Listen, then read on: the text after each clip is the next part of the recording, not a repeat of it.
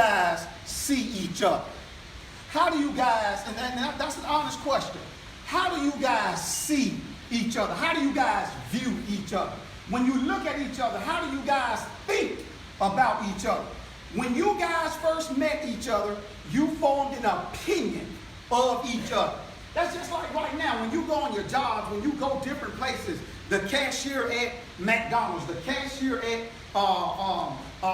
Walmart, in those few little moments, you have developed some type of opinion of that person.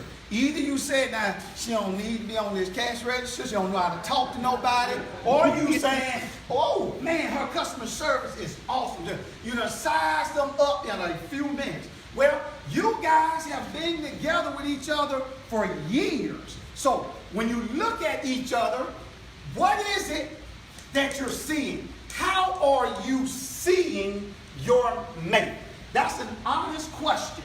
That's an honest question. And the thing about it, ladies, gentlemen, you have to be true to yourself. You have to be true to yourself on when, Ray, when you look at Shantae, what goes through your mind? When you, stop that. Shantae, when you look at Ray, what is it that you're thinking?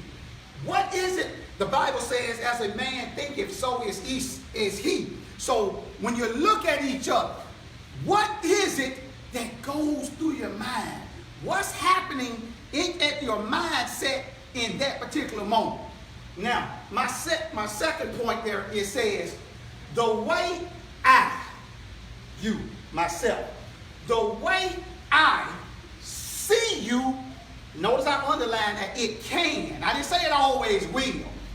It can dictate my behavior towards you.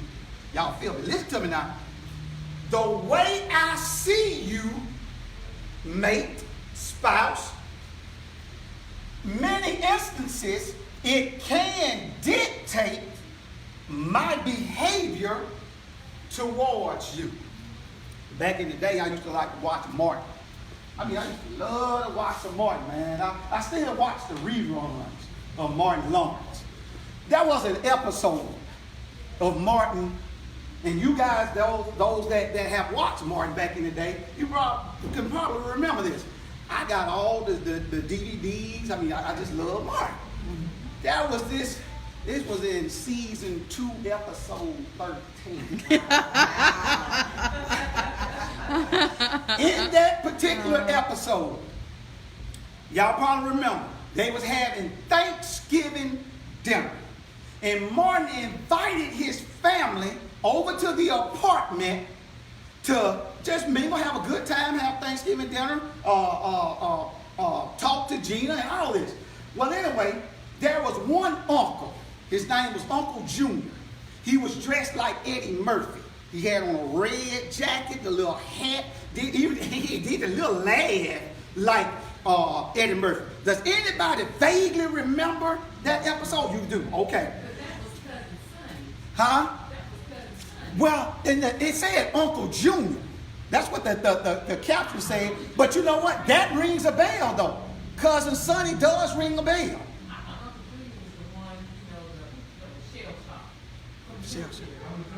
You right. You have to. Oh, I got another Martin Buzz back there. There you go. That's right. I don't know. When I looked up the video, they called him Uncle Junior, but you right. He was. Because every time they heard something, bang, bang, he get to looking all crazy. Thank you, ma'am. Cousin Sonny. Because he come up in there looking like Martin, acting like Martin and all this. Well, what is my point in the story? My point in the story is Martin had already told his family about Cousin Sonny before they got there. Say, listen, when Cousin Sonny come, you make sure you got your wallet on lockdown. Gina, hide the good silverware and all of this stuff, because the way Martin saw Cousin Sonny dictated his behavior.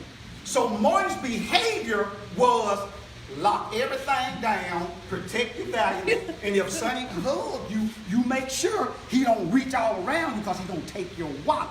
So my example just goes, it's kind of funny, but it's a lot of truth in it. Martin's behavior was dictated by what he saw in Sonny. So my question to you, what is your behavior toward your spouse? What is that behavior, and whatever that behavior is toward your spouse, is it dictated by how you see them? Is it dictated by how you see them? All right. Give you a few examples here. The way you see your mate and what you believe about your mate will in many instances control, steer, guide your treatment of them. For example, if you don't trust your mate, in many instances, your behavior will follow that. If I give you an example, you at home eating with your mate, y'all having dinner, everything good, just having a conversation. Your cell phone is on the table. I'm just going to use the husband for example. Cell phone on the table. After you finish eating, husband say, you know what, I got a taste for some ice cream. I think I'm going to go, you want some ice cream? Okay, I'm going to go out and I'm going to get me some ice cream. Hubby forgets his cell phone though. Leaves it on the table. He goes out. Now, wife is sitting there, see the cell phone. Some thoughts. What thoughts are you having that's running through your mind? If there is any lack of trust there, what more than likely is wifey gonna do? Absolutely. More than likely. Now, could it be just a case of curiosity? Yeah, maybe so. But still in all, why do you pick up the phone? And now, if you can't get in it, that's another situation altogether if you don't know the code. But anyway, that's the thing. You get in the phone and you begin to swipe, looking at text messages, looking at emails. If there is no trust there, that's one of the behaviors, just as an example, that would more than likely happen because there's no trust there. One example. Example number 2. If I think you're going to nag me every time we are together, if I think, this is how I see you. I see you as a nagger. Every time we are together, I begin to think that. If I think you're going to nag me every time we are together, I will limit our togetherness. I'm still talking about how I see you. How as a husband, I see you. As a wife, I see you. But notice I put in parentheses or in quotation marks, I got another board over there that I'm gonna break that down in a second with my other board. How I see you. If I think that you are easy to anger, spouse think the other spouse is easy to anger, I will walk on eggshells when I am around you. If I feel like or think, I'm talking about my behavior. My behavior is I'm walking on eggshells. I'm very careful about what I say around because I know you get angry quickly. So I'm walking on eggshells. I'm being very careful about what I say because the way I see you getting angry real quick. So my behavior is I'm walking on eggshells because of that. If I think you are sneaky, these just examples. If I think you are sneaky, this is how I see you. I won't sleep easy for trying to watch you. I can't even go to sleep at night. Can't hardly go to work because I'm tired because you got up in the middle of the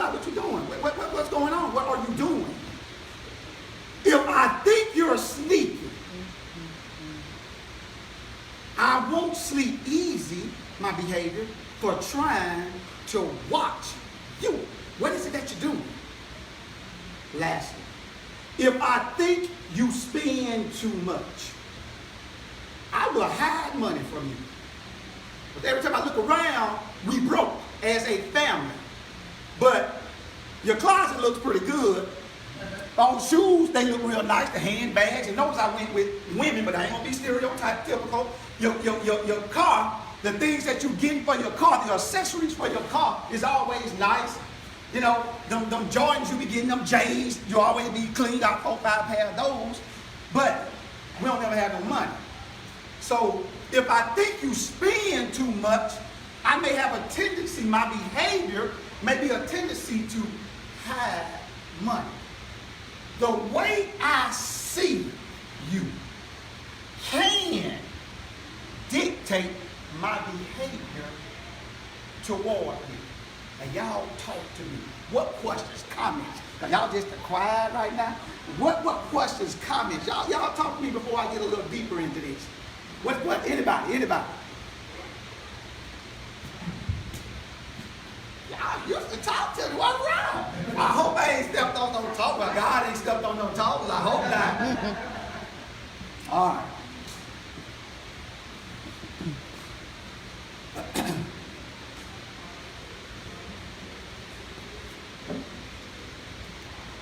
I need you to understand me.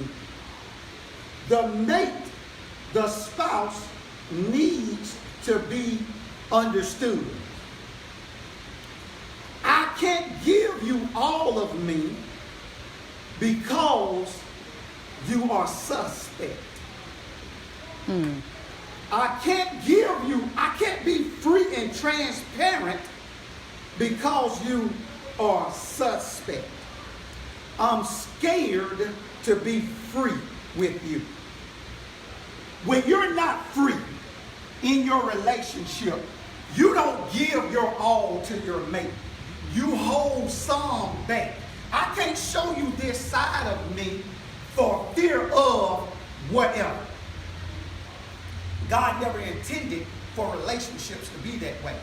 God intended for there to be a freedom in your relationship where you can express yourself to your mate any kind of way you like, but being truthful about you. Being truthful with what's going on with you.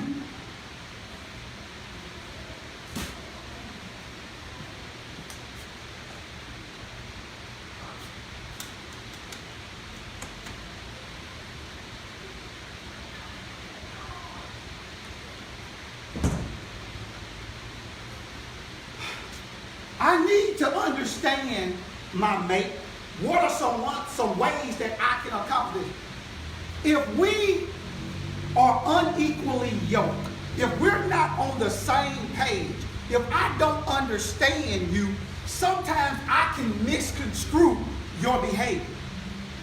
If I don't understand you, sometimes I can misinterpret your behavior.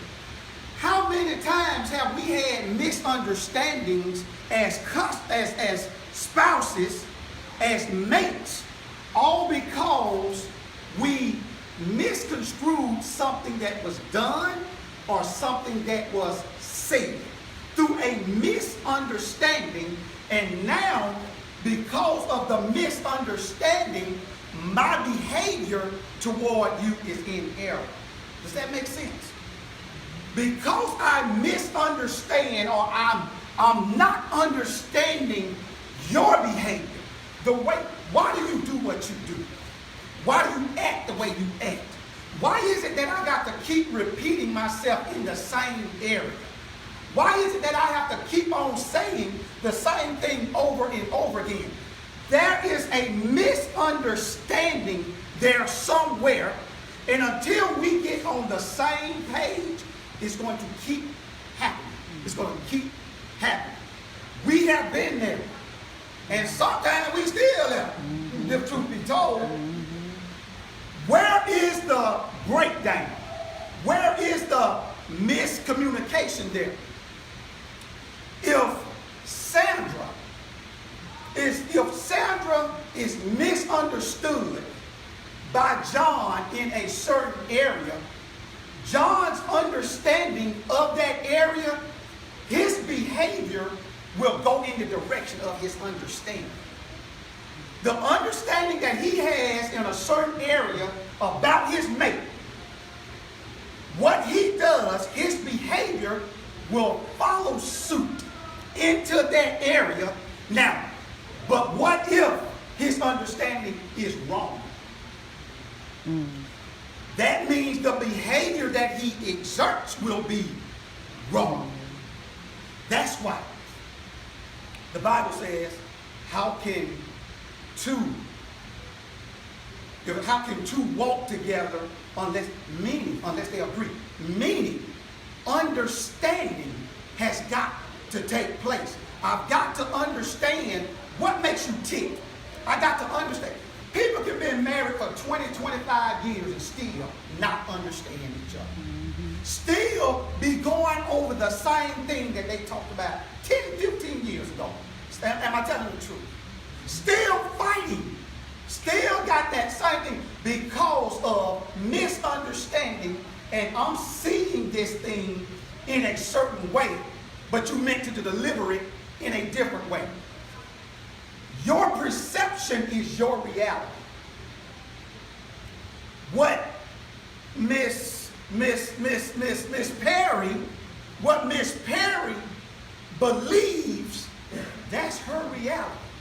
What she believes, that is her reality.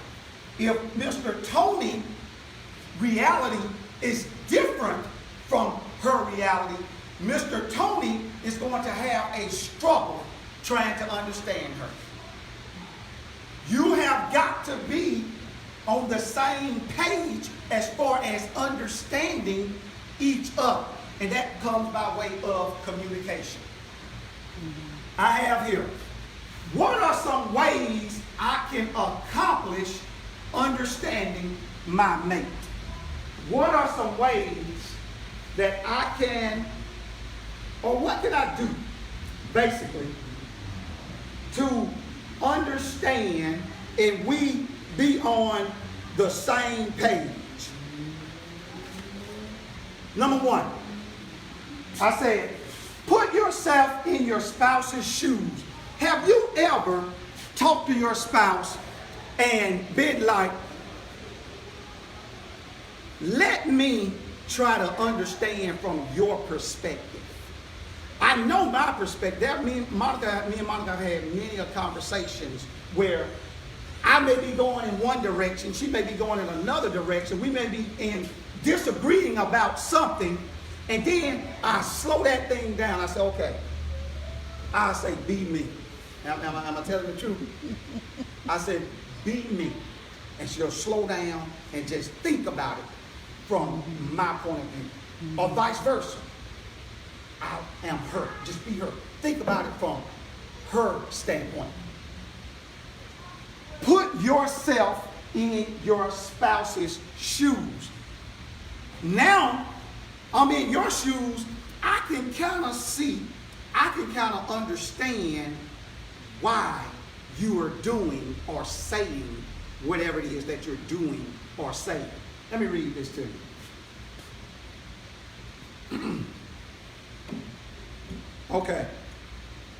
It is so easy to misunderstand someone, including your spouse, when you haven't experienced what your spouse is going through.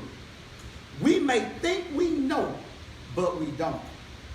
Think for a moment on a day when your spouse is behaving out of sorts and you're needing less of that and more of cooperation. Ask yourself, what is his day like? Or what was her day like? What did she go through today that must have been really tough? Put yourself in his or her shoes and see the difference that it will make. Try to see life through your spouse's eyes. Notice on my board back here, I say it back here, the way I see. the way I see it. Sometimes, if you look at a situation through the eyes of your spouse, what is it that's on your mind? What is it that's making you do what you do? In some instances, you can kind of empathize, identify with, empathize, and see from their perspective. So, I put myself in your shoes in order to understand you. My mother, Miss Noon. Miss Noon, she, how y'all doing? She started to have the onset of dementia. Before I knew what was going on with her, I did not understand her. She wasn't my mate, she was my mother. But I still needed to understand what was happening with her. When she would leave the water on in the bathroom and just walk out, just leave it on. I didn't understand that. I didn't know what was going on. She would turn the light on in her room and just walk out. I didn't understand that. And I would talk to Mom. I don't understand what's happening with her. Mama has always cooked, enjoyed cooking. I'm talking about used to throw down cooking. It got to the point where she would still try to cook, but would leave the stove on with the pot or whatever it is. At first, I didn't quite understand what was going on. It would get to me. It would really, really bother me because I wasn't used to her being in that state. Once she was diagnosed and I found out what it was that was happening with her, I then started to understand my mate, in this case, my mother, and now my behavior toward her, it changed because I understood. Before I understood, I was bewildered. I was confused. I didn't know what was happening. All I knew is I had to keep an eye on her. Couldn't hardly go to work. I had to just always be watching because I didn't want nothing to happen to her. But once I understood, it gave a relief to me because now I know what I'm working with. I know what's happening. That's right. Understanding your mate. When you understand what's going on with them, now you're better equipped, better able to maneuver and understand what's happening with them. Once you understand what's going on with them, now you are it's much better for you to be on the same page. So, ways to accomplish the understanding. Number one, we said, put yourself in your spouse's shoes. Number two, ask questions and listen. Now, when you ask questions, be prepared for the answers. Be prepared for the answers. Do not ask questions and really don't want to know the answers. When you ask questions, you want to understand and know the truth of the matter. It says here, if you don't understand something your spouse said or is going through, let him or her know that you don't. You can calmly ask, can you help me understand better what it is that you're saying, what it is that you are going through? Then listen. Ask questions and listen. You may be quite surprised at what you find out. Give your whole heart to trying to see it from your spouse's perspective. It will make a world of difference. Once again, when you ask questions and you are listening, that's one-on-one. That's one-on-one time because we are trying to make sure that we are on the same page. So when Tony asks a question, Miss Nikki can't get upset at the question because he's trying to understand what just happened. Monica and I, we will sometimes, if we have a disagreement, or if you know what I'm going to say, don't you? Yeah. If we have a disagreement, something going on, maybe I wanted A and she wanted B, and it gets into a heated discussion, I'll say, all right, yep. Can we rewind to the point of how this started?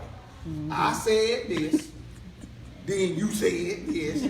Really, it's the truth. Yeah, I said this, and then you said this, blew up and acted fool. No.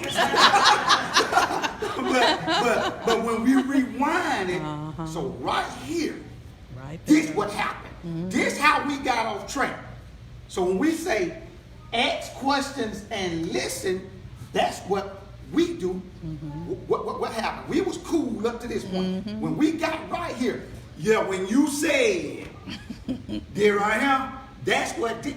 Okay, now I got a little more understanding of what just got you off kilter, or what just got me off kilter. Ask questions and listen. I'm gonna pause right here. Any comments, any questions, anything at all?